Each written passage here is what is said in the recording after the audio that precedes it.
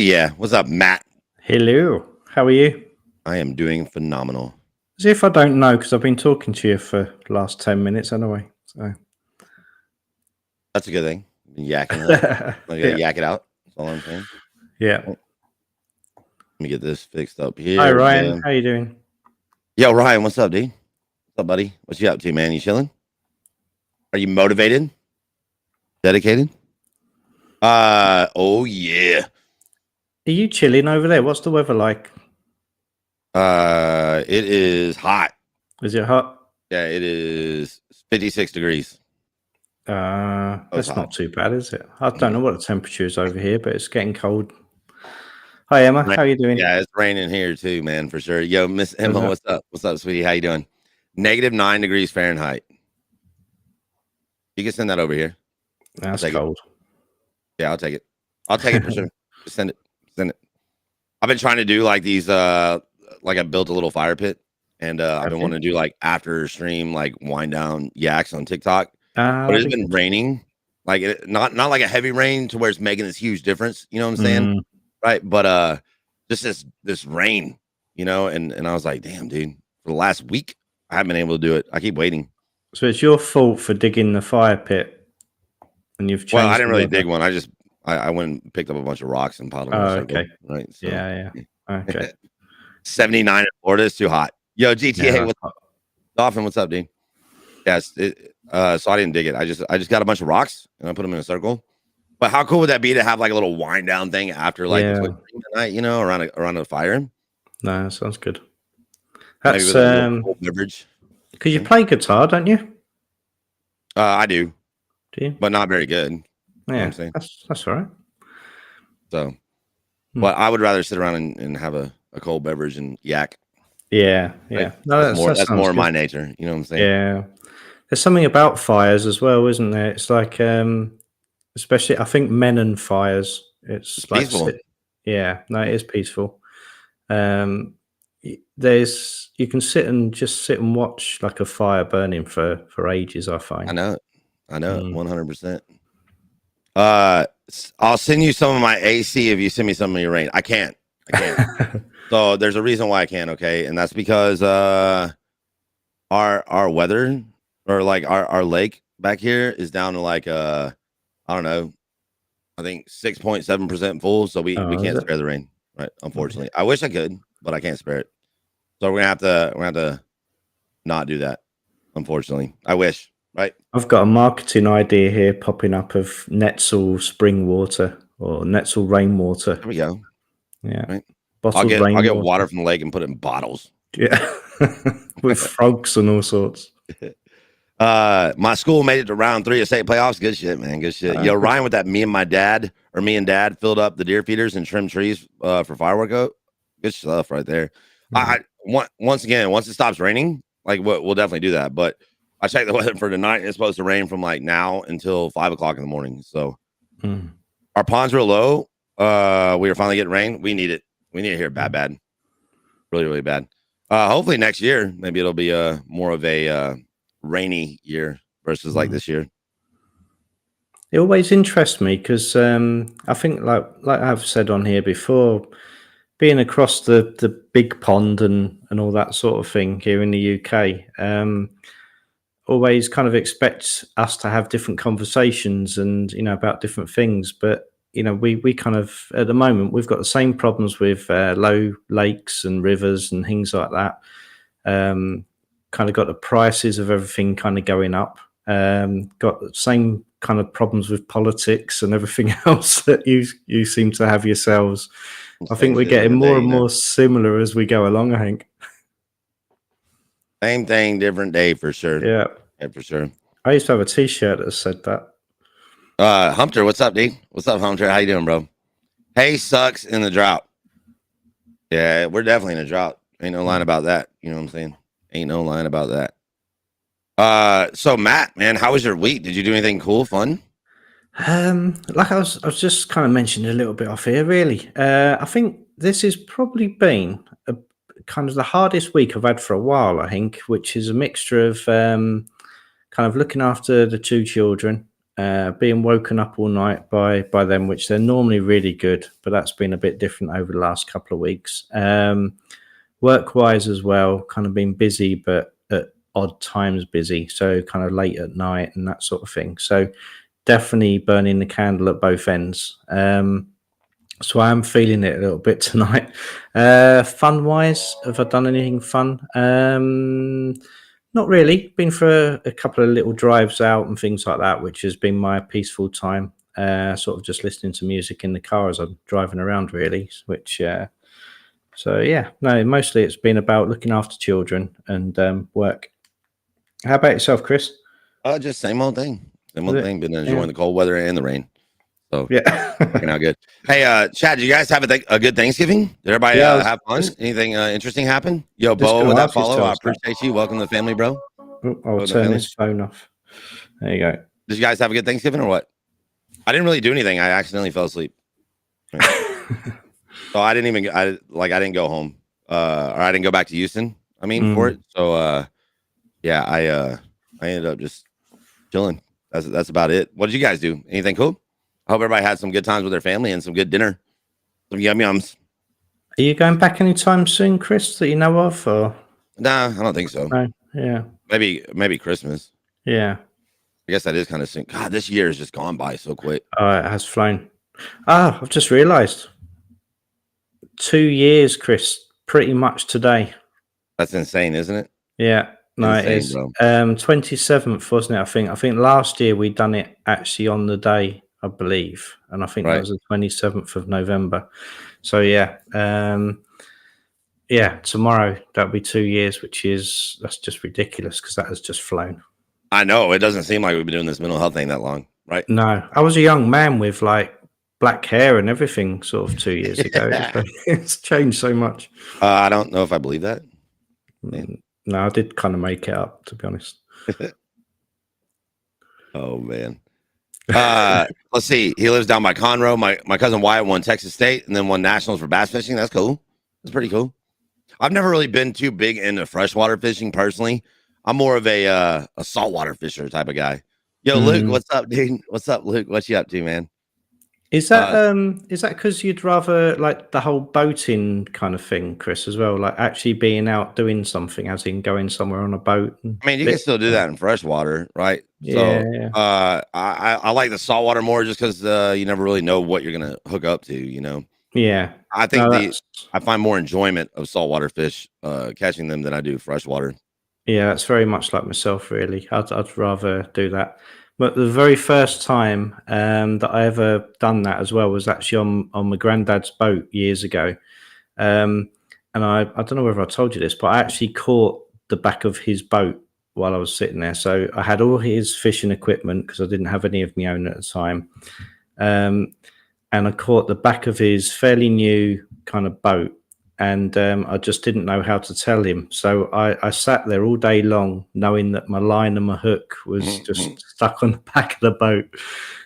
It had happened because the tide had turned, so the boat swung round, and then my line kind of got caught around the engine. And he was sort of saying to me, "Oh, like, don't you want to take a break? Do you want to have lunch? You know, do you want to come over here and have something to eat?" And I was like, "No, like I'm fine here. I'll just carry on fishing because I haven't caught anything yet." And I could hear him saying to his friend, "Oh, look, he really loves it because he just hasn't moved all day long." And then, eventually I had to own up sort of at the end of the day and let him know that I'd caught his boat. And I was really worried about what he was going to say, but it was no problem. He just broke the line and that was it. But yeah, it was too bad you didn't say it earlier, huh? Yeah, I know. Just yeah, that was another lesson learned with grandparents, really, is that, you know, don't be ever afraid to speak up.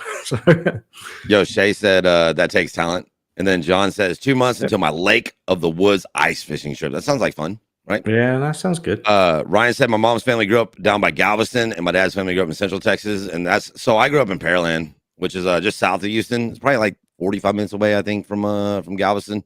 But that's where I've kind of grown up. I remember when I was younger, before my grandfather passed away, he had like a bay house in Galveston. So we'd always go down there. And I think that's why I'm so fond of saltwater fishing as well, because that's just how I grew up. Yeah, yeah. I mean, we went to like catfish, stuff and caught catfish as I was growing up, but nothing like saltwater, man. It's just, I mean, you could throw your line in the water and come out with a shark or a trout or redfish or, I mean, whatever you name it is out there, And I like that. I like that aspect more, right? Being surprised. I'm more like that, really. I Um, think over here, all I hear is a lot of people catching eels, which then you've got the problem of like dealing with a slippery eel kind of in rivers and that's what she lakes and said. things like that. Yeah. Yep. All right. So, yeah, I kind of, I'll give that a miss. Just let that one sit in. You know what I'm saying? Yep. Just let that sit there. Right. Oh my God. I'm crying already. Where in Central Texas, Ryan? Where in Central Texas, bro? Let's see here. This is where I need a hat. Yeah, that's where I'm at now. I'm in I'm just northwest of San Antonio, bro. By Bandera, right? In between San Antonio and Bandera. I love it. I've never been ice fishing. I've kind of always wanted to experiment with that too, though. Right. I do know that you're kind of limited on what you can catch. Just normal, right? Yeah. Normal bait. You just throw it on top of the ice. You just wait for the ice to build on over it, and then you snatch the line up, right? Okay. Easy peasy. Madisonville. I like Madisonville. I like that Buc-ee's over there, right? Madisonville, bro. Yeah. There's a big old Buc-ee's there. I like that. I like that Buc-ee's. That takes talent, Chad. It takes talent to catch the back of the boat. I do agree. Isn't it funny how, like, I guess growing up, like we were super cautious about things and worried about stuff that really wasn't a big deal, Yeah. Right? But and that kind of fits in with tonight actually about expectations and things. But it's funny, like you were saying there, isn't it? How kind of we worry about sort of things when we're younger, especially during like around about 10, 11, early teens. That we think it's the end of the world, don't we? And dread the worst, really. And I remember that day so clearly, where I thought, I'm going to be in so much trouble here. Like, how do we move? How do we get back home? What's my granddad got to do to kind of fix his boat and all the rest of it? And he basically just tied the line off to kind of another part of the boat, and then just started the engine and broke it. Obviously, he lost his tackle and things like that and stuff on there, but. But no, it wasn't the big deal that I was dreading it was, or kind of expecting it to be. Yo, Trance, what's up? What's up, Trance? I appreciate that. Howdy. How are you? Are you having a good day or what? Are y'all Gucci? I hope. Oh yeah. No depression is wearing me out, bro, for real. Yeah. It gets that way, man. It really does, bro. And it's hard. It's hard to stay out of that trap. You know what I'm saying? It really is. I had a little conversation earlier, as a matter of fact, that kind of ties into what you're talking about. It's so easy to fall into like depression, to fall into all this stuff and just wind down. You just fall in that constant fucking circle, man. But it's also easy to get your way out of it. You know what I'm saying? But we just don't realize that or give that credit while we're living in those moments, So we quite often talk about, how to avoid things like that here on this mental health stream. We actually talk about it every stream, but mostly here, what we discuss is how to break that cycle, how to get out of that never ending rotation. And we have a lot of good ideas for that, and one thing that I've used that really helped me is to actually start my day off with doing something productive. I stole that from a YouTube video that I saw about a Navy admiral who talks about if you want to change the world, start off by making your bed. It's like this little speech, man. And I watch that quite frequently. And what that has done for me, it forces me to focus on making things better, right? Because I think when you get depressed, like I know me, and for me, right, like when things start piling up, I don't want to deal with it all. You know what I'm saying? And sometimes it's very hard and it's very challenging for me to cope with things and deal with things. And I tend to try and avoid it, and that really just only makes things worse, And I really feel like that speech and watching that video and talking about doing those things has really given me the drive to address issues head on and not be as scared or as intimidated as what the outcomes could be and what could transpire from them. And so I recommend you give that a little try yourself, man. Just start your day off with doing something productive. And I I think that if you give it like 10, 12, 14 days of doing it, it really, for me, it started off with like, oh God, I got to make my fucking bed. You know what I'm saying?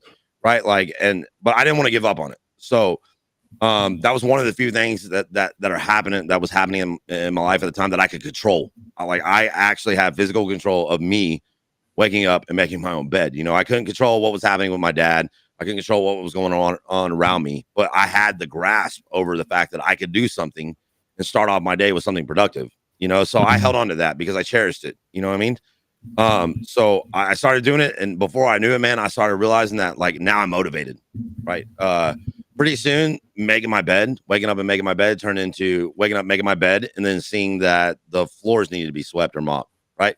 Or I need to go outside and do some yard work, or I had some bills, or I had some paperwork, or I had some things going on that I really needed to dig into and focus on.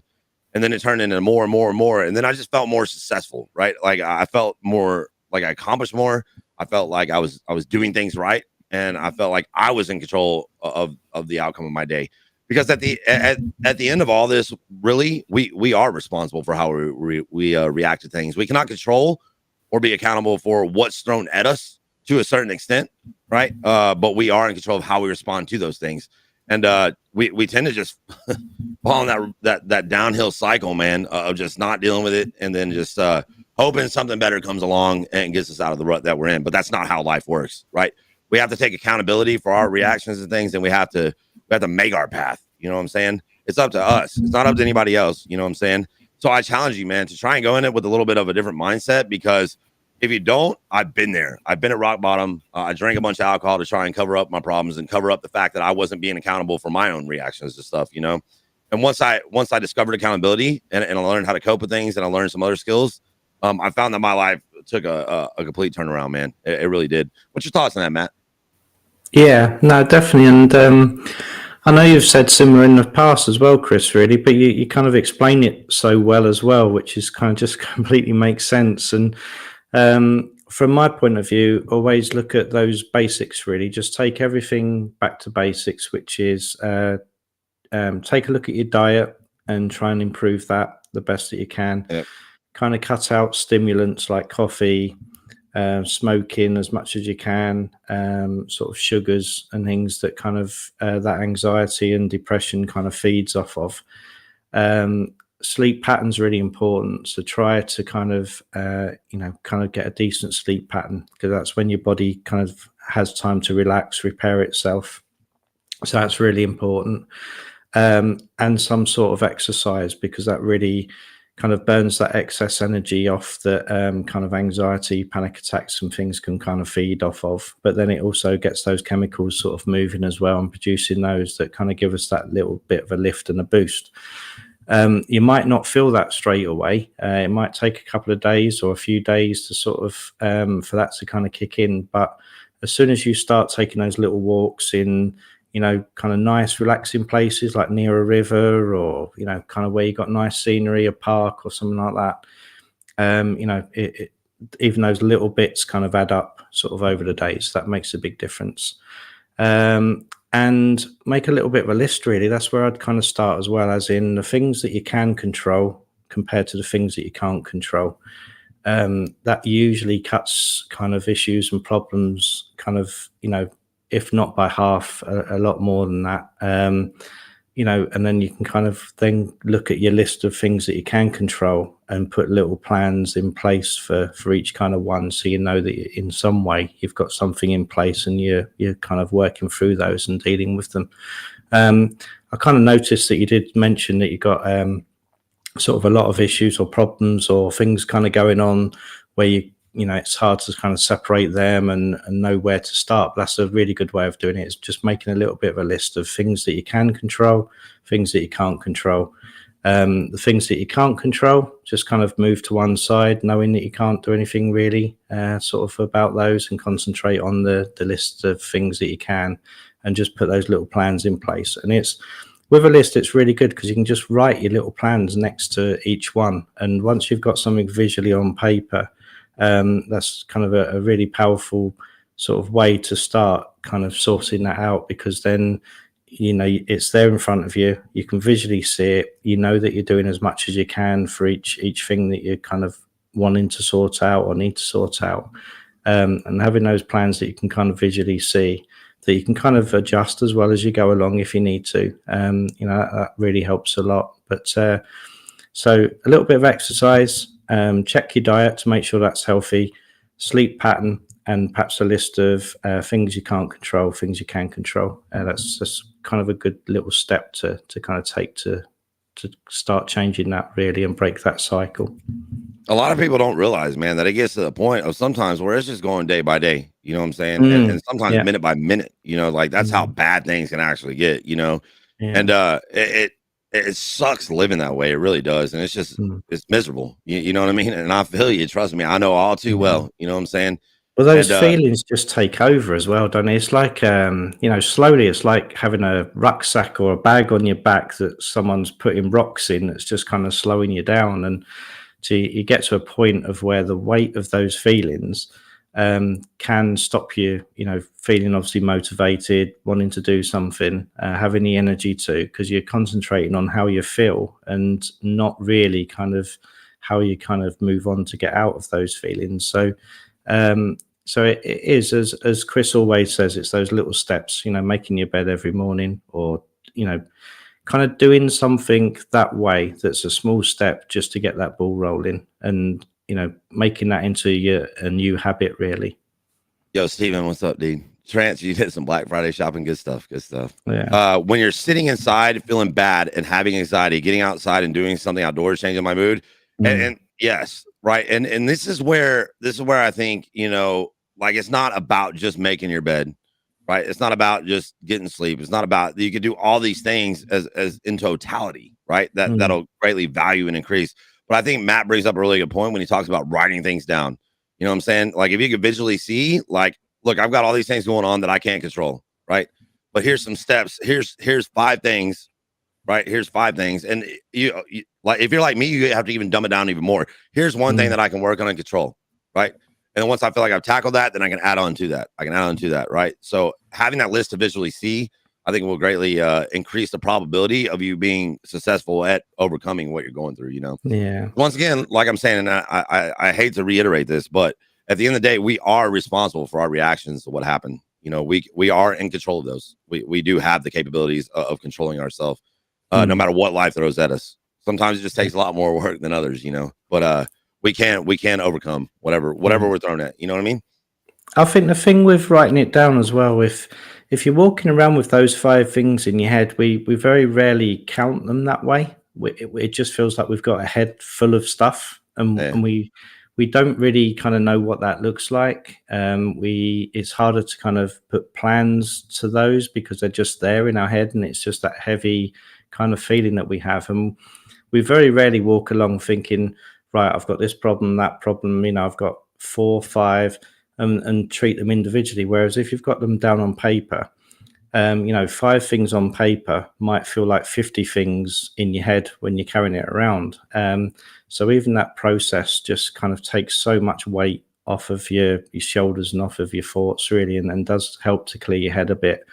And then that process of writing those little plans down as well, it just changes the whole way that you can kind of manage that. As I've said to Chris over and over again on here, really, I used to be awful with lists. I used to be awful with diaries. And then I just got so busy that I just was forced down that road, really. Some people find it a natural thing to do. Other people have to kind of practice it. And I was definitely someone that had to practice it. But I use them so much now. Although I forgot to kind of speak to Chris last Wednesday, that was something I didn't put on my list.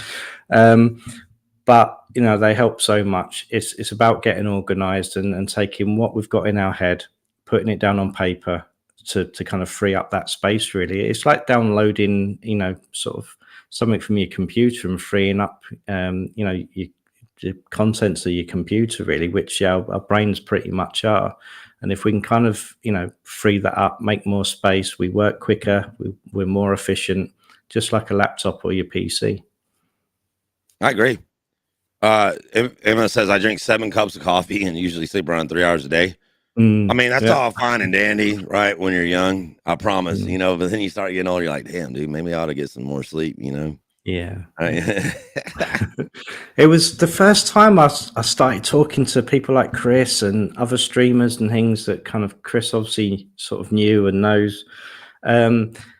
Everything, the kind of streaming intrigued me so much because everything they spoke about was everything I kind of don't recommend I other know, people or right? encourage other people to do. Running It like was 24 like, hours a day and shit, and then yeah, fucking an hour of sleep, yeah, an hour's sleep, sitting there like sponsored by energy drink companies with like energy drink coming out of your ears where you're Mhm. like sipping on cans of that all the time and things and stuff. And I was sitting here kind of feeling nervous for everybody really because I was thinking, well, hang on a minute, none of this stuff sort of works. And then the more I spoke to like you, Chris, and other people as well, it just become apparent of what such a community you all kind of provided, and how you all kind of worked and helped each other and things like that. And that's why kind of this idea just really seemed to fit really well. So I don't really see yourself, Chris, doing that much these days, as in kind of energy drinks and all that sort of thing. But I know it used to go on sort of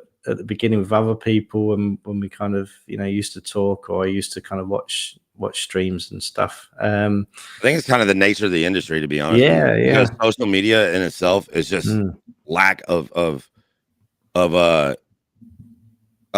staying engaged, right? yeah. Like people, I think that we migrated to a society where if we get bored with stuff really easy, right? Mm, So like if once you're not interested in it, then you just move on to something else. So you have to be mm, adaptable, I think, as a streamer to like fucking stay fresh, right? yeah. Because at the Yeah. end of the day, there is a shelf life, right? There's always a shelf life on Mm, streamers, and sometimes it's longer, sometimes it's not. You know what I mean? yeah. Yeah. So trying to make sure that you can stay part of it, right, is really the key. So Mm, sometimes that requires being running and gunning, days yeah. at a time. You know what I mean? I Yeah. just woke up from a 3-hour nap. Hell yeah. Yo, Mustang, what's up, dude? What pistol you use on your TikTok so much is the Glock. The Glock from the Sidearms DLC. Sidearms DLC. It's fun, right? It's a fun one to use. I also use that 22. Yo, Mace, what's up, dude? What's up, man? Welcome, bro. Yes, I do think that that's part of the industry, is just like Mm, that. Well, and even growing up, man, like I've never really been able to sleep at night, like I don't know. I'm just yeah. always too energetic, right? That's what the problem is. I had what got me was that I thought I'd had a long day sort of over here, and then I'd do quite a bit of work myself, sort of fairly late, and then yourselves would start kind of coming on, really doing like the role play stuff and things like that. And then I'd kind of go to sleep listening to people like yourselves, and I'd get woken up listening to people like yourself. You'd still be on there, and I'd sort of message you and say, have you not had any sleep? And you'd say, oh, I've kind of caught an hour here or half an hour here Yeah. and stuff. And I'd sit there thinking, oh, that's like, how are these people still alive? There you go, Mark. I'm sorry, Maze. I wrote it down for you, so just in case you want to take a screenshot of it or whatever, right? If you want to take a screenshot of it, it's there. But it's a Sidearms DLC. It's very fun, man. It really is, right? It really is. It's fun yelling at the stupid B-flow when they come running you down too. Let's see. So chat. I hope that kind of helps out. You know what I'm saying? Like, where you at? Crazy. I hope that really helps out, bro. Because listen, I don't want anybody to live in misery, bro. Because I know what it's like, man, and it's terrible. And it's hard to get out of, and it's hard to change. I mean, there's been a lot of times too where I'd be wrapped up with things, and I just want to drown in self pity. You know what I'm saying? And poor me. Why am I not getting this? Why am I not getting these? The whatever it is I'm searching for at that time. But like I said, the reality of it is, if we don't do something about it ourselves, nobody's gonna do it for us. So Yeah. we have to step outside of our comfort zone and sometimes accept things that are not easy to accept. And that way, once we can accept them and acknowledge them, we could deal with them and then make a better situation out of it. Yeah. All the little Something I kind of I always feel like I anytime, Mace, know. anytime. I always feel like I kind of get to a point of where I feel like I'm getting on people's nerves and going on a bit too much, really. But the one thing that really stands out for me is when people, I'm talking kind of generally as well, where I talk to people during the week, the amount of people that sort of say that they suffer from anxiety, they've got low mood, they're depressed, but then they'll go out on a Friday, Saturday night, sort of drinking with friends and things like that and stuff, or using alcohol during the week. And for me, that's one of the biggest things. If you're kind of suffering from any kind of low mood, alcohol's such an important thing really to kind of cut out for that period of time, or as soon as you kind of can at that time, for me personally, because that acts as a depressant as well. So if you're on any medication for depression, it doesn't allow that medication to kind of work properly or give that a chance, and it will kind of conflict sort of any medication that you're on. But even if you're not using medication as well, if you're trying to pick yourself up and try and pull yourself out of that low mood, sort of using alcohol on top of that just won't help. It's really counterproductive sort of on that. Even if you feel happier that evening, you're going to probably feel down sort of the next morning, far worse than what you did the day before. So alcohol for myself is something that I'd certainly sort of look at as well, because I know there's an awful lot of people that I speak to that suffer from depression, are feeling low, but they'll still go out with friends and things like that, sort of drinking. And for me, even if it's a case of just giving it, having a break from that for that period of time until you're feeling generally better in yourself, you can really help yourself with that as well. I mean, Chad, we all love a good cold beer, right? We all do. We all like going out of the bar, throwing some shots down, letting loose, and there's nothing wrong with that, in my opinion, right? But it is a very, very slippery, dangerous slope. And I have slipped down that slope, I can't tell you how many times, right? And it's taken a lot of maturity on my part, I think, which I still struggle with it sometimes, y'all. Like, listen, I am not perfect, and I never have been, and I never will be. But it is so easy to just go out with the intention to have fun and throw a few drinks back to, all right, I'm shit drunk and I'm acting a fool and making a fool out of myself again. Hey, you know what I'm saying? So I once again, like, I enjoy having a cold beer, but I protect myself. I have to be in the right state of mind, right? I have to surround myself with the right people. I have to protect my state of mind. I have to limit myself on what my capabilities are, right? And then go from there. But once again, I don't want to deter people from cutting loose and having a good time, because sometimes that's a stress reliever. But like Matt's saying, it is a dangerous, dangerous slope. All right. So make sure that you're staying consciously alert to what your state of mind is and what you're feeling and what moment in life that you're in. And if you're not in a good way, like I would just recommend, like, all right, we're just going to chill. You know what I'm saying? Let's see here. Luke said, I recently got rid of the last part of me from when I was sad, which was chewing tobacco. I never felt better about myself. Congrats, man. Congrats on walking away from that. I'm working on my smoking habit, man. I feel you. It's hard. It really is, especially. And I don't know if you guys are like me, like the ADD stuff and the bouncing off the walls and going 100 miles an hour every day, right? And that's just the story of my life. Like, I have to be constantly fidgeting with something. And for me, a lot of years was smoking cigarettes or dipping Copenhagen. You know what I'm saying? Like, that whole fidget thing and stuff, it calms me a little bit on it, Yeah. But I haven't touched a cigarette and I can't tell you how long. I mean, I hit the vape, you know what I'm saying? And I just evaluated that and made a personal decision that I felt like it was somewhat a little bit healthier than smoking cigarettes. It's probably not healthy. Don't get me wrong. I'm not saying that it is. But I have to have that fidget, bro. Like, it's just one of those things, And I don't know why. One of the things I always kind of recommend for that and encourage is sort of either losing weight, giving up cigarettes, that sort of thing. Is, as I've mentioned on here before, we kind of programmed that loss, giving something up is negative, and something that's bad for us really. So kind of losing weight, kind of losing $20 or whatever we're kind of programmed just to recognize those words as a negative thing. So the first thing I always do is kind of recommend or encourage people to concentrate on the things that you're gaining instead. Like, I'm gaining good health. I'm gaining, if it's smoking, I'm gaining, kind of smelling nicer. I'm saving money. I'm able to kind of spend time with different friends, you know, who don't smoke themselves. Whatever it is, you know, that's a positive instead.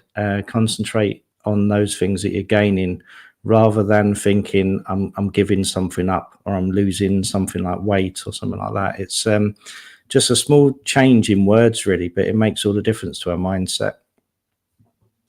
So Delta said, I found that the hardest part to break is the mouth to hand habit, gum, toothpicks. Give me something to do, and they're definitely helping.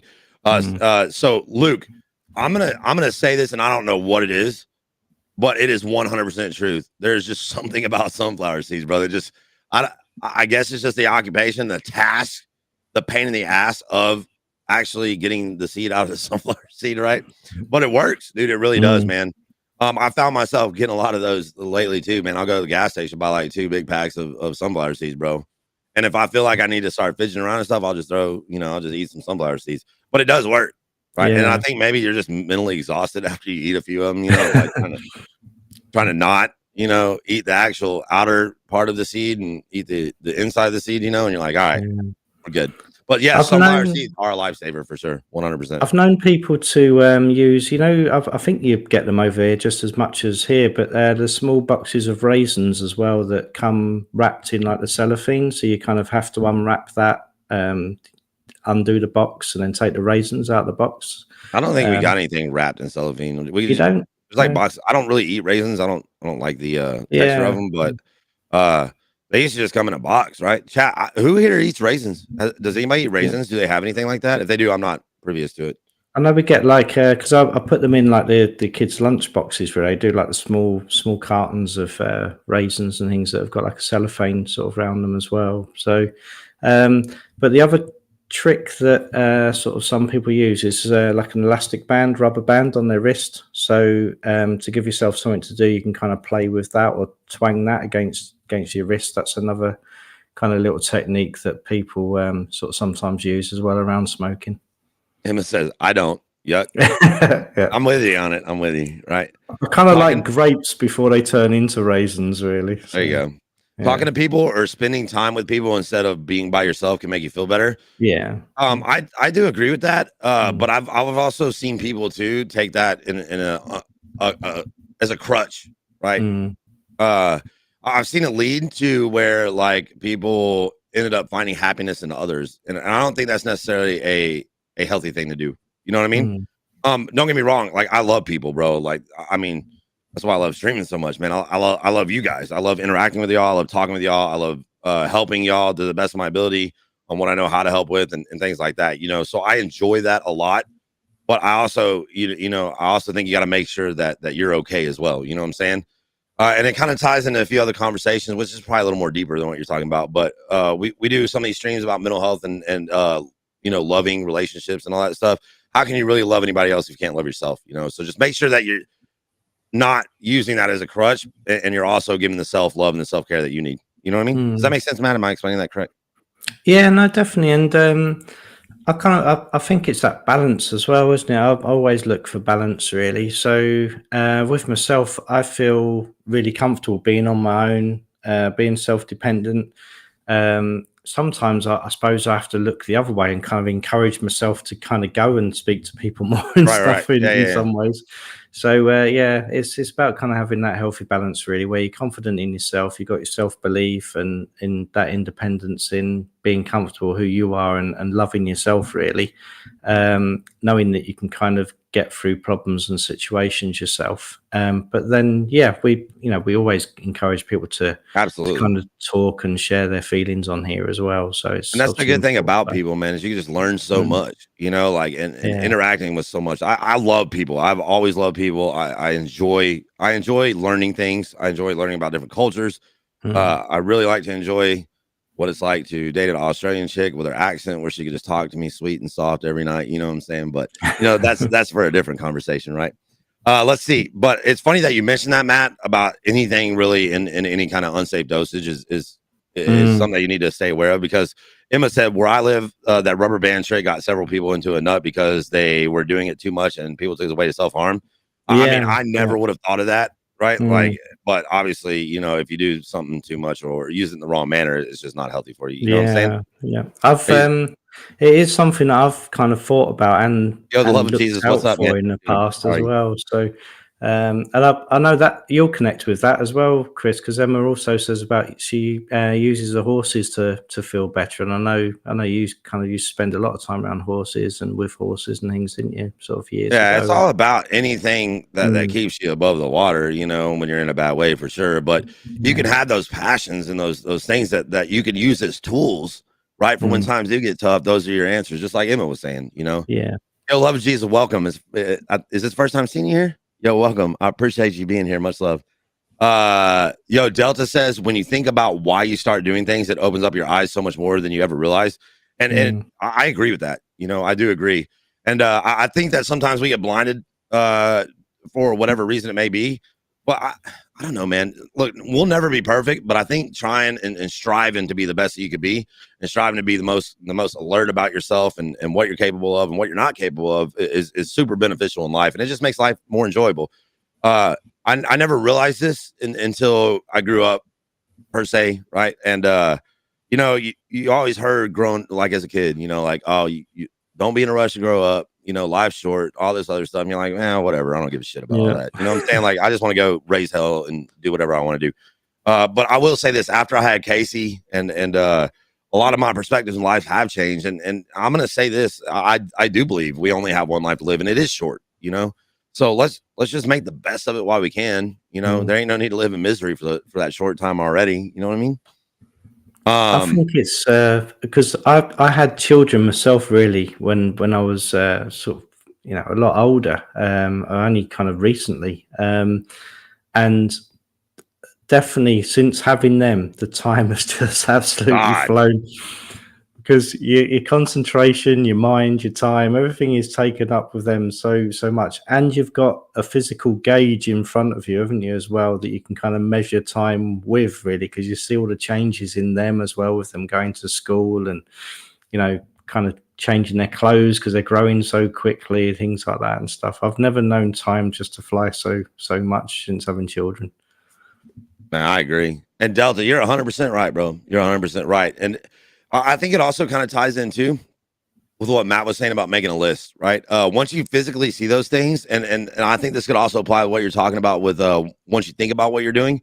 If you see something documented and see something in front of your face, sometimes it helps to just evaluate it a little bit more in depth, or to realize that it's not as overwhelming as what you thought it was. You know, because Matt said earlier, I don't know if you were in here yet, Delta, but Matt was saying that we were talking about how we get overwhelmed with problems, and then in our mind we may process 5 things as completely overwhelming and stop us from being stable and whatever, right? But if you write those things down and then you actually look at them, it doesn't really seem as much, as what was your mind makes it out to be. Mm, So you get a little more reality blended in. And I think that if also another good tool like Delta was talking about is maybe write some of those things down, yeah.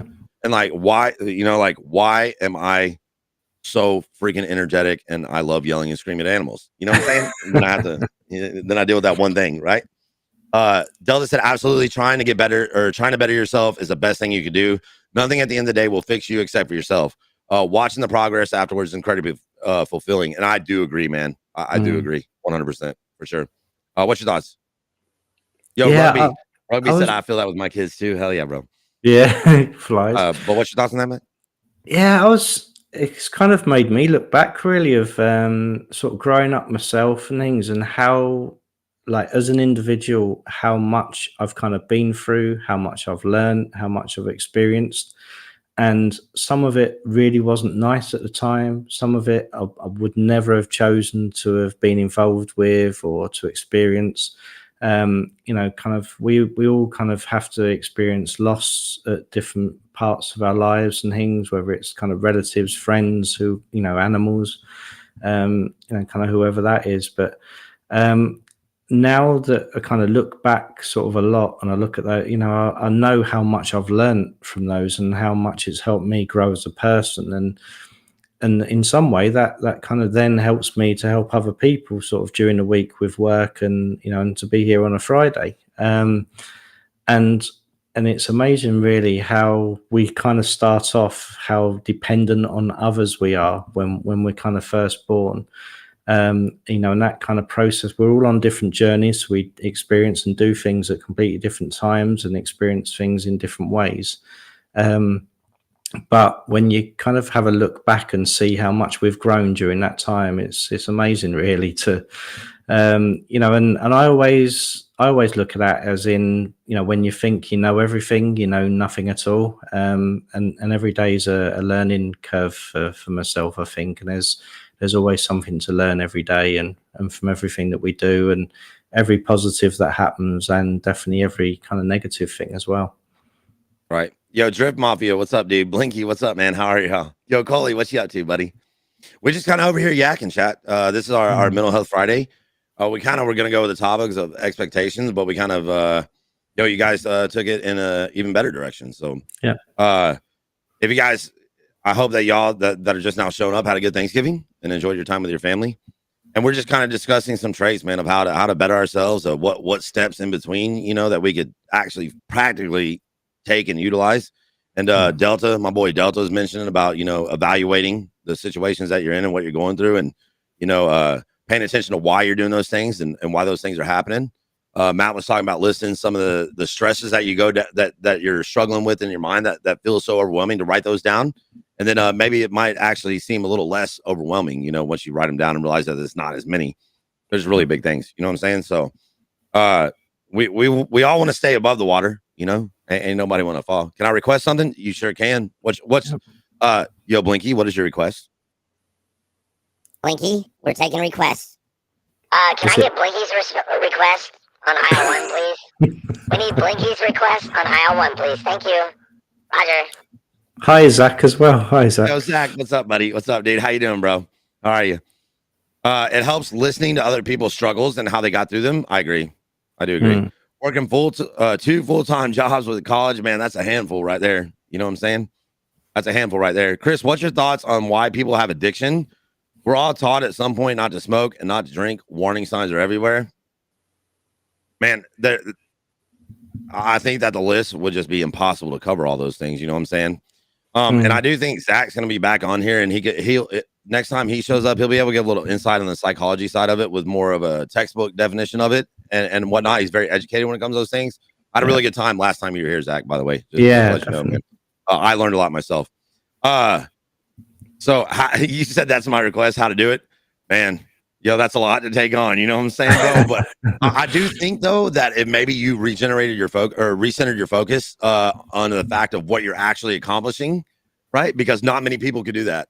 You know that, right? Not many people are capable of balancing that, and maybe take a little self pride in that. Maybe that'll help ease the struggle of it a little bit, man. Because that is a lot to take on, bro. And I've been there, right? I've been there. So I will say this, man. I think there's several reasons why addiction happens. I can tell you firsthand. I know why I got wrapped up into things, and it was because I did not know how to cope with things in life that were happening around me, things that I've been through, things that were beyond my control, and some of those things were like the career paths that I chose put me in those situations, you know, and I didn't know how to deal with them, or I didn't know how to cope with them. So I thought I could band-aid them by drinking the shit out of alcohol, right? So. Little did I know, well, I did know, but I just drank to not think about what I knew, right? That I was just creating more problems by putting band-aids on top of gunshot wounds, right? Essentially, that's what happens when you utilize things. You're just putting a band-aid on top of a bullet hole, bro. And no matter what, until you fix the actual problem, you're never going to solve it, you know? So I can tell you that is a lot of the reason why I partook in taking advantage of alcohol and, you know, and whatnot. And I'm sure there's a lot more, there's a lot of other reasons, but that's really what I know, the reason why. And I know Matt too. Matt's also really educated on some of this stuff too. So Matt, maybe you could chime in with some of the reasons, you know? Yeah, Free. I always kind of look at like the human kind of practical side, because I know there's you know, kind of like the scientific sort of side that obviously, you know, is there, and the science behind it and the chemicals involved and the processes sort of with that.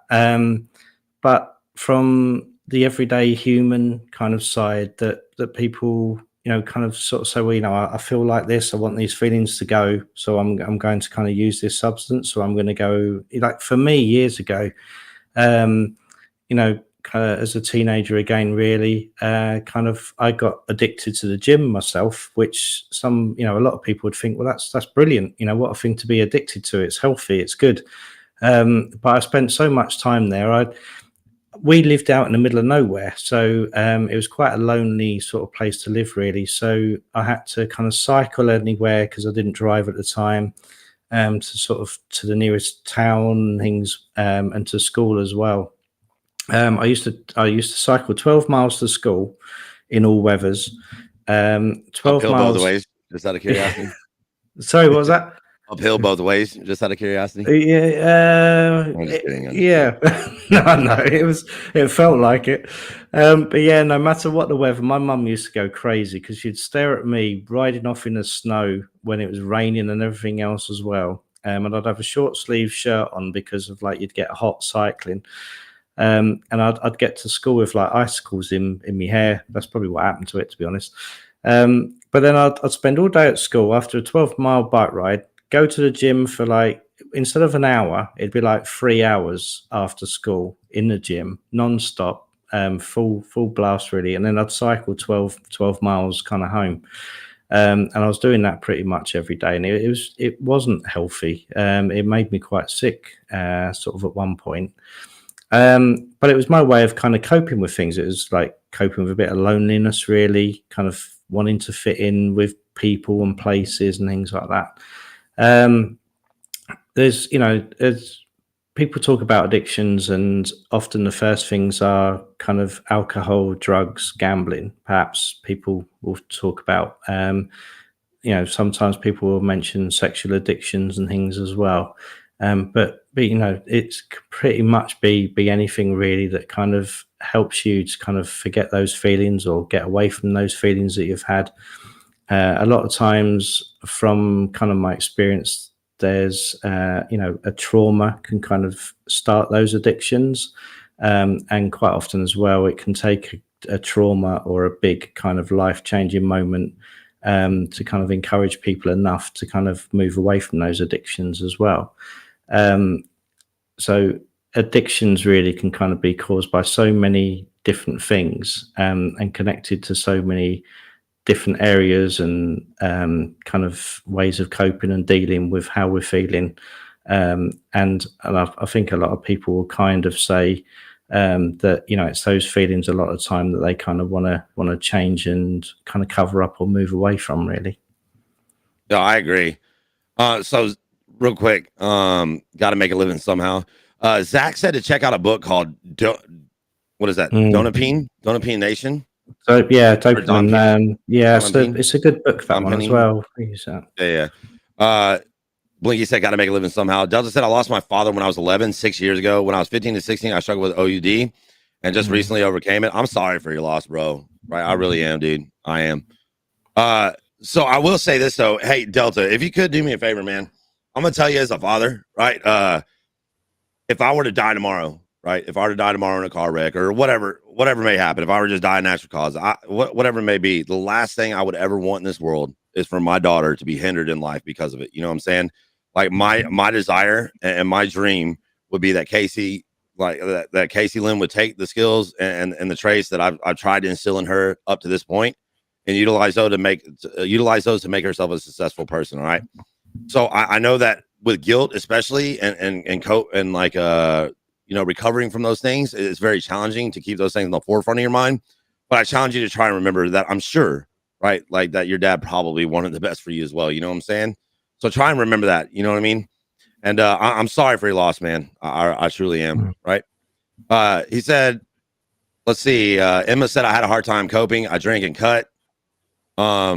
Delta said, even now, smoking cigarettes and weed are my current issues that I started because it got my mind off everything. And it is a Band-Aid, right? It is a Band-Aid. But like I said, the problem is that you're putting a Band-Aid on a bullet hole, right? So we all know what happens if you don't treat something properly, get infected, and then you just end up getting the best of you. You know what I mean? That's why I always recommend to not utilize things to just Band-Aid the bigger issue. Blinky said, coping is easily one of the hardest things that put me in the mental hospital for 3 months. Ryan said I had a friend with family problems and making bad choices, and I helped him by giving him advice to be a better person. Good shit, bro. Yeah. Zach says next time I'm on, I can explain the neurobiology of the addiction cycle if you like. Absolutely, man. How it impacts the brain, homeostasis, and the relation of allostasis, and a new finding that, of course, shares stories. Absolutely, it would be helpful to understand that side of it. Luke says it's definitely an escape. I feel we should be taught the healthier alternatives for escape, like the gym or routine. Great words. Yo, and it's everything, right? The problem with addiction, it could be anything.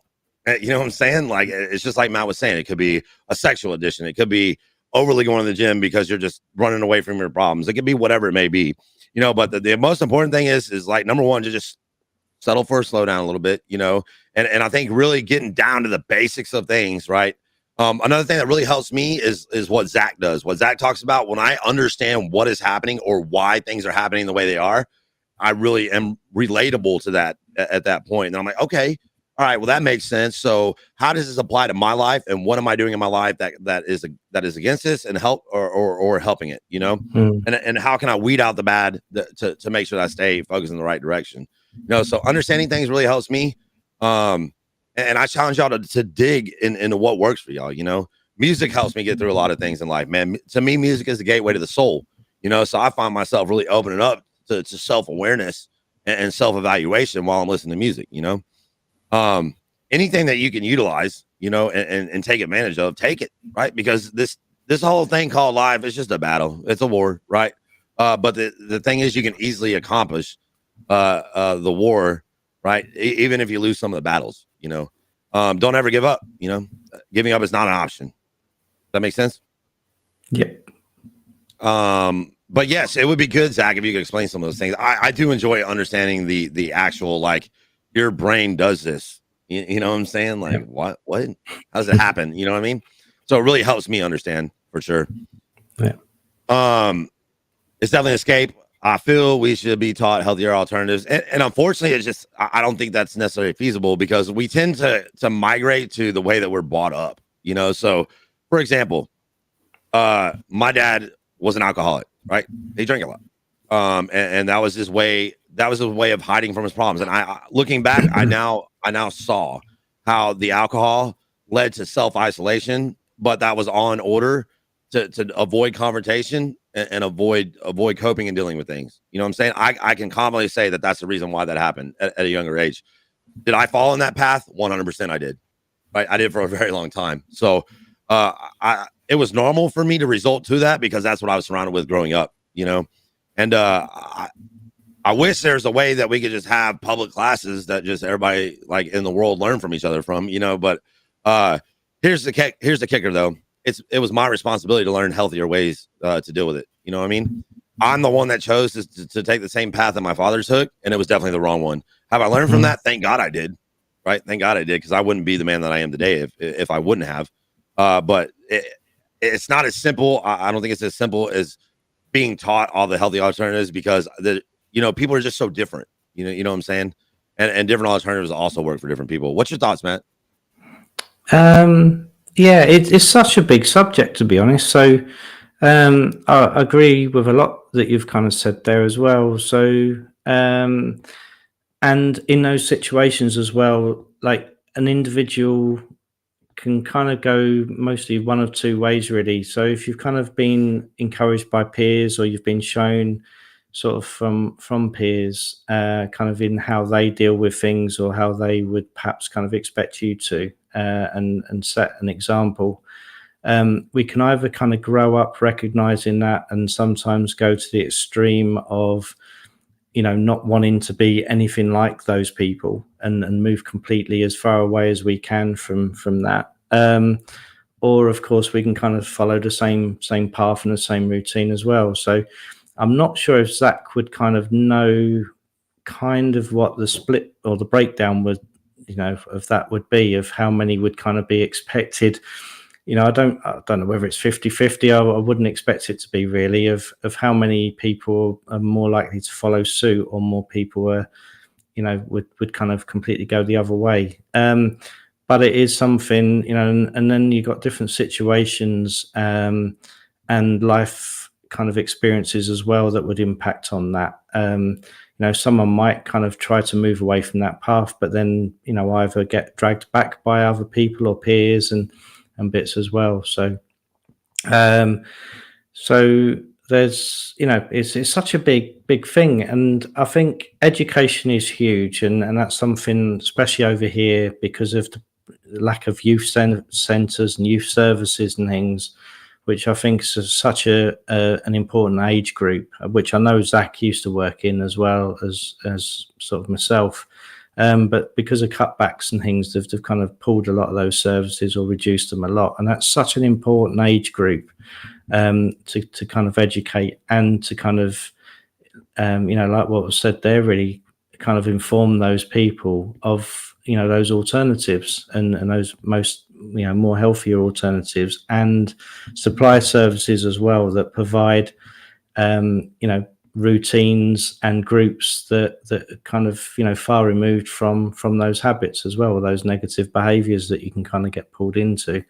So it's such a big subject. And unfortunately, there's lots of different reasons why people might use different substances or different activities to kind of, move away from those problems as well. So it would be good, really. I will sort out a date. I was talking to Zach anyway about sort of when he'll be able to kind of come back on again. We was looking at kind of tonight, but because of Zach and what he does, I wanted to kind of give him the proper time, really. So addiction would probably look like a good subject to have when he's next on. Yeah, absolutely. Let me go back up here real quick. I believe I quit for him. He went through hell and back in Desert Storm and was the strongest man I've known. I know he'd be destroyed to see me like this, and I want to live up his legacy. Yo, Delta, while Matt was talking, I don't know if you saw what I typed, but I challenge you, bro. I challenge you to take those small steps, right? Those small steps in between to start getting you on that path of living that legacy, man. Because, like I said, man, if I were to die tomorrow, the last thing in this world that I would have ever wanted left is pain and misery for my daughter. You understand what I'm saying? Right. And I would like to think that your dad's probably the same way for sure. Especially if you're talking about being in Desert Storm and shit, we probably have the same mindset. You know what I mean? Yeah. There's a big motivator though, isn't it, as well, of when you've people that you kind of respect and that you kind of hold to that large regard. It's a big motivator to kind of make a move, even those small ones, to get that going. Yo, King Killer, what's up, dude? What's up, man? Forming yourself to someone and having to snap back to a different self is incredibly hard, and none of this is easy. I want to remind y'all that this is not easy, right? Why? I've always wondered this. Why is it so much easier to be worse? You know what I'm saying? And to me, in my experiences in life, it has been easier to be worse. It's been easier to not care. It's been easier to try and band-aid things. It's been easier to just live in that cycle while I was in those moments. Now that I'm on the flip side of that, to me, it's more of a challenge to stay right, like way above the water all the time. You know what I'm saying? But it's the reward of it is so much greater than living in misery and drinking every night to cover up my problems. And I'm proud of where I am today. I'm proud of all the pain and all the stuff that I've had to experience to get here. And I would do it all over again in a heartbeat. I really would. I wouldn't change. I wouldn't change the basic foundations of why I am who I am today. Of course, there's regrets. We all have regrets in life, right? And if I could go back, there are some things that I would do different for sure. But as far as the basic morality and the basic things that happened to me that made me who I am today, I will never change any of it at all. You know what I mean? Yo, Brino, what's up, dude? Ryan, I think about how I can improve and learn from it. Absolutely, bro. Yeah. Yo, Brino, what's up, dude? It's good to see you, man. No worries. What's your thoughts on that, Matt? Yeah. Why is it easy to be lazy? You know what I'm saying? Right? It is. What it boils down to. I think it seems to be, doesn't it, at a time, really? I think it seems to be, but then look at the things that you kind of miss out on, the health, kind of the negative health impacts that has of kind of being lazy or not. Well, not only that, Matt, one thing, now that you mentioned that, one thing that also really changed for me that is key. I will always remember this. When I made the decision to get help and make myself a better person, right? I noticed that as things got better, the aroma that was around me was also getting better.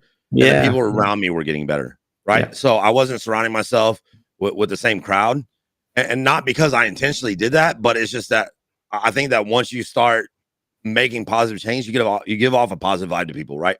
And I think people can I think people can are what is the word? People are aware, or people can feel, right, like certain things about people, like they have gut instincts and gut feelings, you know. And I think that the more positive you become, and the more that you try and benefit yourself and better yourself to be a better person and contribute more to society, that people just kind of migrate to that or flock to it, I guess. I'm sure there's some sort of explanation for it, but I think the best way I know how to describe it is like you just give off of a vibe or an aroma, you know. And I really noticed that the quality of the people that I was hanging around with was increased. But I mean, not to just like, I'm not talking bad about the people that ran the bars and you know, we did our things, you know, but I do think that it was definitely better steps for me, and I think it got easier as time progressed, I guess, you know. I think that easier and harder, I think it's kind of a perception of where you are at that moment in time, really, isn't it? I think. And you know, I can kind of sit in a couch all day long watching telly and things and sort of think, oh, this is easy doing this, but how hard is life getting because I'm doing that? You know, are the children getting looked after? Is work getting looked after? Is my relationship with my friends still there and still, you know, kind of as productive as what it should be or normally is and things? So, you know, you can kind of think that it's easy at that time, but then, you know, if you kind of get up the next day to then kind of, you know, go to a car that you haven't used for weeks and things, you know, all of a sudden you realize how hard things have actually got because everything else is falling to bits around you, really, in a way. So I think it is a perception. And once you start kind of changing that cycle and doing those things that are perceived to be healthier for you, it's actually gets easier and easier, I think, because other people, like what you were saying, really, they help to make it easier. That company makes it easier. People smiles because they're pleased to see you for a change. You know, that makes it easier. It just is. And with it being more fun, it's easier, right? And I know we keep talking about easier just being a terminology, but for lack of better terminology, it just gets easier, right? And I don't know, man. Like I said, I wouldn't change a thing, bro. You know, I wouldn't. I'm proud. I'm proud of it. You know, I used to play drums in a band years ago, and the other band members, they used to sort of ask, you know, why have you never used this? Why have you never smoked weed and cannabis and things? Why have you, you know, why don't you? And I was fairly lucky because the way things panned out for myself, there were some scary experiences that I saw with other people and witnessed myself when I was younger. There was a big incident over here where a young person sort of overdosed on drugs and kind of died, that made all the press over here. And we lived sort of in the next village, so that was a very local sort of thing to us. And certain things happened at certain times that would always put me off going down that path, really. To a point of where I kind of got to a point of where people would ask me, and I'd think, well, actually, I'm enjoying life so much. Like, life gives you the biggest adventure that you can have. I want to see it with my own eyes and hear it with my own ears, things and stuff, and be a part of it. And for me, you know, that's only my personal response. But when I realized what an adventure life can kind of give you and provide for you, whether it's good times, bad times, whatever it is, you know, I realized that I didn't need those other things for myself, because you know, I didn't want to miss out what was going on in reality right in front of me, as it were. And that's only my own personal feelings and thoughts and things. And I perceive myself as being very lucky that I kind of felt that way, because I've seen some awful things with some of my closest friends and the experiences that they kind of had and still are having sometimes. But that's the way that I kind of looked at it, really. And I realized fairly quickly that life was easier when you was motivated, when you was happy, when you was willing to kind of help other people out and things like that. And not for reward. Well, it is for reward, really, and for quite selfish reasons, I suppose, because making other people happy made me happy. And I think Right. I was that person years ago that, you know, kind of I used that as my own therapy for a while when I was younger, until I realized that I was probably doing that, and then put sort of certain boundaries and things in place for myself. But I still kind of enjoy life because you can kind of stop other people hurting, really, and you can, you know, stop other people struggling sometimes, or you can help them not to struggle so much and stuff. So for me, that was what I kind of realized. And as much as I stay in that place, I find life quite easy because people's smiles make it enjoyable. Conversations make it enjoyable. This on a Friday makes it really enjoyable, meeting new people, things like that. Um, so it to me, it's not hard. Putting in that effort isn't hard. It might be initially because it's a change, and it's changing habits, and it's changing that cycle into, you know, a more positive one and things like that. But it does get easier in itself. The more you do that and grow that habit, then the easier it gets. So I've never really seen that kind of difficult, really. But I understand how sort of some people would kind of separate the two and see it that way. I I think hope that will make sense. I took a long time to explain something. I think it's just the steps to get there, you know, that are challenging at the start. But it's true, man. It's true. Like once you take those steps and you start making that progress, I think a lot of doors start opening for you. It does become easier, right? Now the situations that life throws at you, sometimes those are more difficult. Sometimes they're easier. Sometimes you'll never be able to know because you don't know what life's going to throw at you. But at least you can walk into predicaments and situations with the knowledge and the power, right? More of the power to know that you have things in place that can get you through what life throws at you. You know what I mean? Instead of feeling lost and overwhelmed and in a continuous cycle of misery, you know that you have a tool bag, a figurative one, of course, right? A tool bag to help you fight whatever's thrown at you, you know? And that right there is enough to give you a little confidence in itself, right? Yeah. They say 80% of knowing what you're doing is acting like you know what you're doing. Well, shit. Yeah. Right. I got whatever it takes to get through whatever life throws at me, you know. Fake it to make it, as they say, you know, sometimes say, which I kind of agree with. And I think I spoke to Zach about this the other day, actually, because I was kind of thinking aloud. Because I believe in having like true confidence, true self-belief that's based on kind of our own past experiences and things, no matter how small.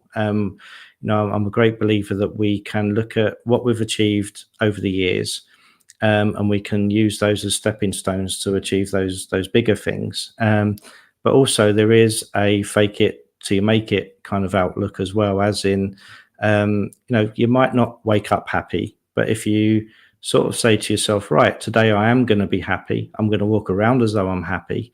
I'm going to smile at people. I'm going to say hello to people. I might not feel happy inside, but I'm going to act as though I am. And, you know, if you like, kind of pretend or fake it. But very, you know, that straight away, that changes your mindset, as in you're kind of giving off that different aura that kind of Chris was mentioning earlier about, you know, a different sense to other people that they kind of pick up on. You get a different response from people. You know, they're happier to kind of talk to you, be around you. They greet you in the same way that you're kind of greeting them, and respond to you in a likewise. And very quickly that can turn around to you faking it is actually real, and that's how you're now kind of feeling. You know, it's another technique that's greatly used by a lot of people in different industries and kind of environments. And I agree with it. You know, now once again, we're not talking about like hiding your problems and not acknowledging them, No. right? That's not what we mean. What we mean is that you can adjust your mindset, and then sometimes that ends up solving and being solutions to some of those problems that you're having. You know what I mean? Casey said that's kind of why I'm streaming, trying to help others happy when I can't be. I'm always putting others ahead of myself to unhealthy amounts at times. And the problem with that, right? And I know from experience, the problem with that is that at the end, at some point it will come crashing down, right? At some point it's just going to break, and you're going to have to deal with what you're going through. You know what I mean? And I think that you should definitely always be working on yourself, right? Because you have to be right in order to be right for other people, because then you may subconsciously or unknowingly give the wrong advice or steer people in the wrong direction. because you aren't dealing with what you're going through. You know what I'm saying? So kind of trying to adjust it. Casey kind of attack it with the attitude of like, I need to make sure that I'm right because I want to stay efficient and giving the right information. You know what I mean? Yeah. You got to be able to take care of yourself, man. You got to, or else it's kind of like what we were saying before, maybe right before you got here. I think we were talking about how sometimes that can be unhealthy, and sometimes that can cause more damage than good, you know, by relying on others to make it for self-happiness. You know what I mean? Or using that as a band-aid to try and heal a bullet hole, right? It's just not going to work. It won't. No matter. I will say this: throughout my times of drinking in the bars and trying to hide and not dealing with coping with things, I was running away from myself. And you know what I learned? No matter where the hell you go, there you are, man. You just can't get away from yourself, man. No matter what you try. I tried for years. I really did, and I gave it a damn good run, right? But at the end of the day, I found myself. I was right there. You know what I mean? Yeah. So why not make myself the best that it can be, or strive to do so? You know. The biggest thing with that though is kind of recognizing that that's what you're doing, because you know, the downside is when you don't know that that's what you're doing, and you can spend so long you know, trying to keep other people happy, pleasing other people, trying to cheer them up. You know, at school there was times at school where I was probably the biggest comedian at school because, you know, kind of I found out that, you know, I kind of hide my problems really, or my worries, by trying to make everybody else laugh and things like that. But you know, and I didn't know what I was doing at the time or why I was kind of doing it, and I realized that sort of a lot later, years later really. But like there, if you're kind of streaming and you realize that you're kind of doing that, that's a great start really, where you can slowly kind of work and turn that around a little bit. You've got you know, an audience there. You've got a tool that you can kind of use without having to kind of share too much either with kind of followers and things like that really, where you can sort of think, okay, well, I realize that I'm kind of doing this. I've got a good foundation for something here. You know, how is it going to be sort of when I'm actually in a happier kind of place, and I can use it in a more healthier sort of way, and have that healthier kind of platform for myself and for my followers as well. What I kind of realized is that realizing that for yourself and making those changes for yourself, it didn't kind of change how I interacted with people. I was still able to help people. I still do kind of today. None of that changed. It was just the reasons why I was doing that changed, which created it, you know, a lot more healthier for myself and for the people that I'd interact with really. Yo, Simply, what's up, dude? What's up, buddy? How are you, man? I don't know how to deal with it a ton, to be honest. I'm always looking for an outlet anywhere I can. I can't even sleep unless my mind is occupied. I've been there. Yeah. I understand. I know your pain. Right? I really do. And I know how frustrating it can be, and how scary it can be, and how overwhelming it can feel.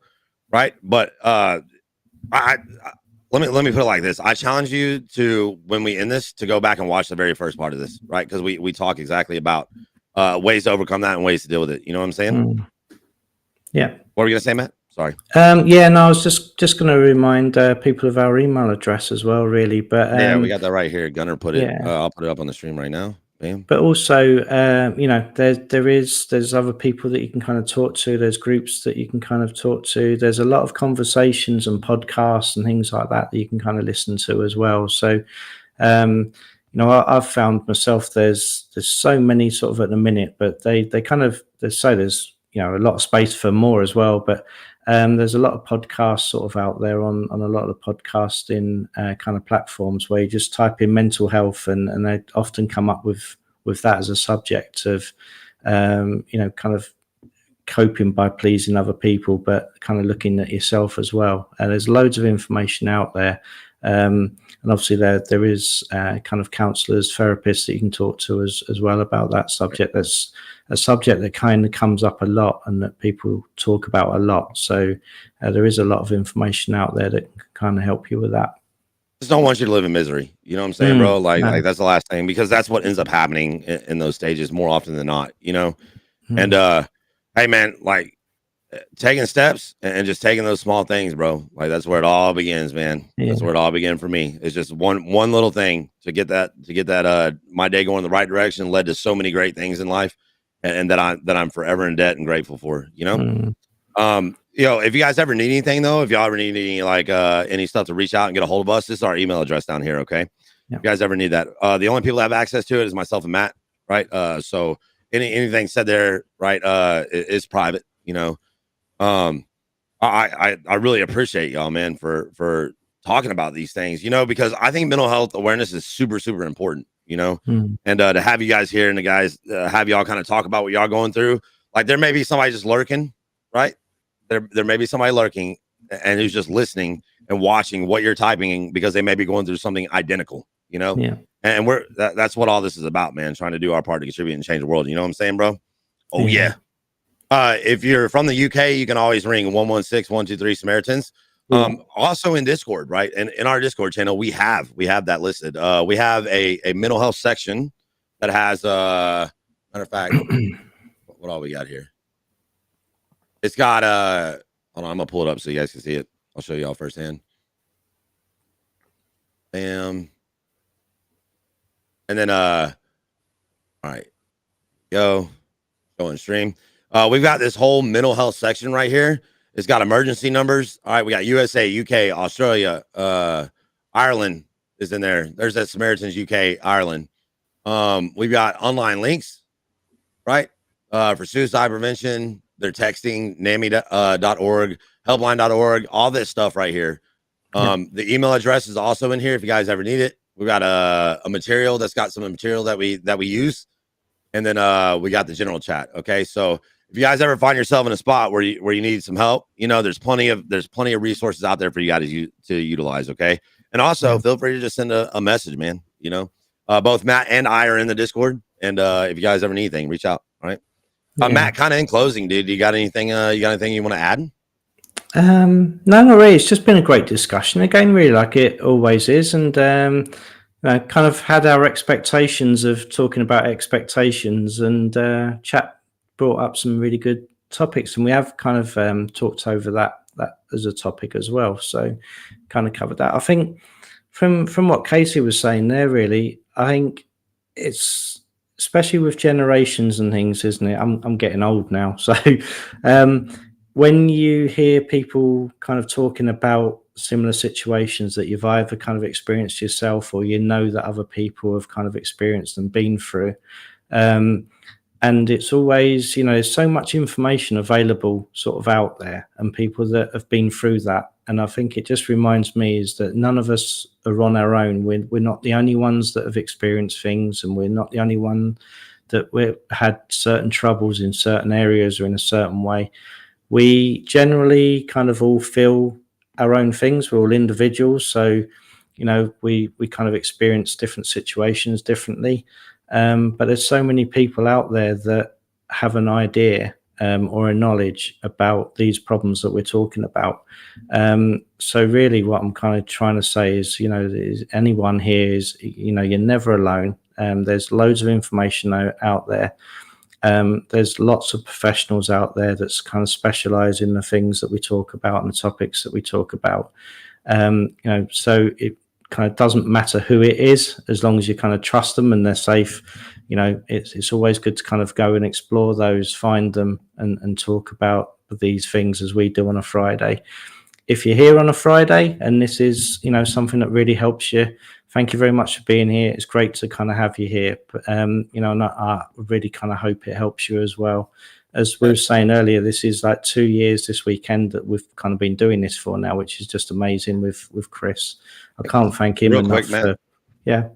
Casey was saying, I'm always scared to call any numbers, even if I need to. My depression says yes, but my anxiety says no. And it's a tornado of a shutdown. Before anything else, bro, I want to address that, right? The reason why I want to is because, number one, I have a solution. You can text the suicide hotline, right?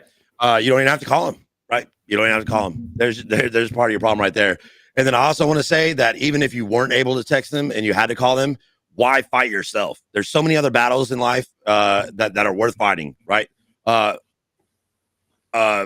People being hungry and homeless, bad things happening to kids, all these other things in life that are so much worthy battles. Why fight yourself? Why fight yourself on making yourself better and taking that step to make yourself better? All right.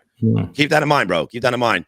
You can fight a ton of other battles, but don't fight yourself, right? Because you deserve peace. You deserve tranquility. You deserve the right to wake up in the morning with a smile on your face. You deserve that, right? We all do. Every human does. Okay, no doubt about it. So don't fight yourself on it. You know what I'm saying? Does that make sense, man?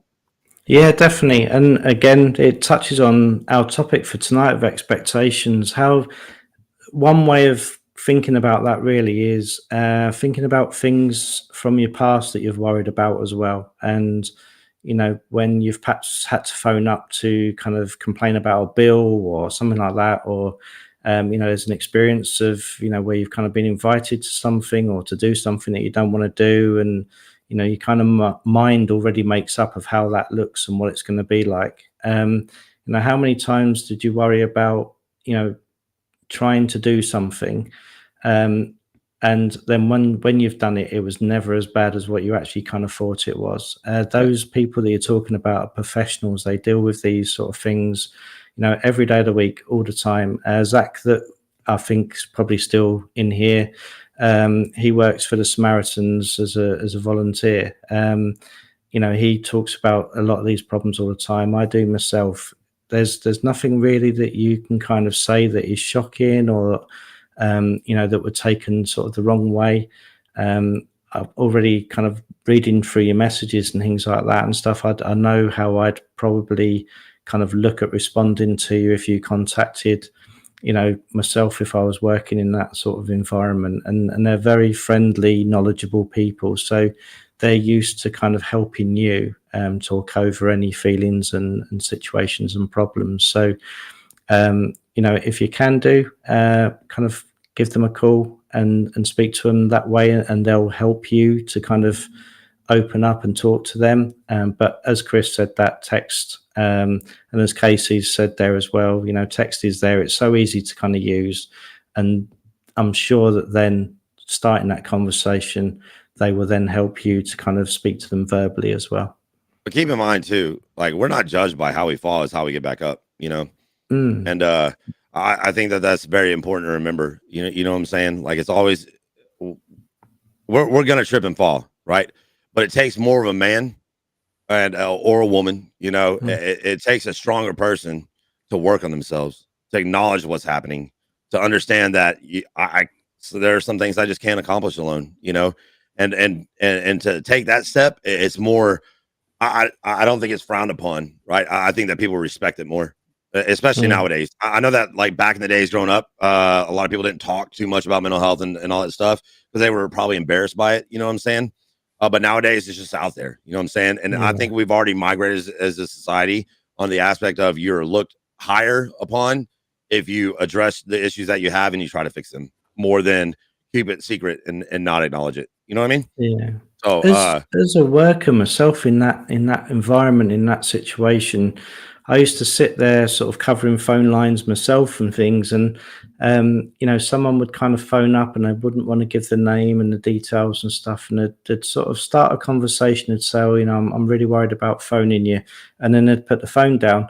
And as a worker, you'd sit there and you'd think, oh, you know, please just phone back. Just please phone, talk to us, because we know that we've got the tools and, you know, the knowledge and things to kind of help you with those situations. And a lot of those people did kind of phone up, and then we'd be able to talk to them and encourage them to access other services and support and help. Right. And you'd see those people flourish. But as a worker, personally, I'd always worry about those people that didn't phone back or didn't pick up the phone at all in the first place.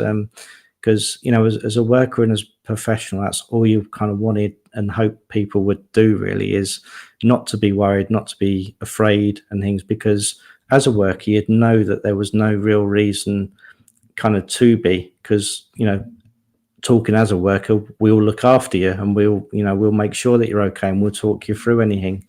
So that was my point of view on the other side of those phone calls, if that kind of helps at all. And too, like, also with that, Matt, like, just because we talk about calling a suicide hotline, right, it doesn't just stop there. You know what I'm saying? Like they offer other resources. You know what I'm saying? Yeah. So does NAMI.org. Like there's a lot of those things that I was just showing you on Discord. Of course, we want your safety, your immediate safety safe, right? Like there's no questioning that. But I'm not saying, you know, like don't reach out to get continuing help and continuing services as well. You know, just because I tell you like, just because you say I call the suicide hotline, right? Yes, you may be struggling, you know, and great on them for securing that immediate safety, but they have other resources too. You know what I'm saying? Like, so there's nothing to be ashamed of, nothing to be embarrassed about. It just why be embarrassed about bettering yourself? You know what I mean? Yeah. And of course, that's hard to see while you're in that moment. I understand that because I've been in it. But I'm gonna tell you from looking back to those times, like I'm fucking damn proud that I did. You know, and nobody could take that away from me. You know what I'm saying? Yeah. Yeah. But yeah, Matt, you were talking about 2 years, man. 2 years. Can you believe it? Yeah, no, it's 2 years, that bro. has flown so quickly. Yeah, we've been doing this mental health thing for 2 years. Yeah, I'm so I proud can't. of it, man. Yeah, I don't know where that. I really don't know where that time's gone. It has just flown.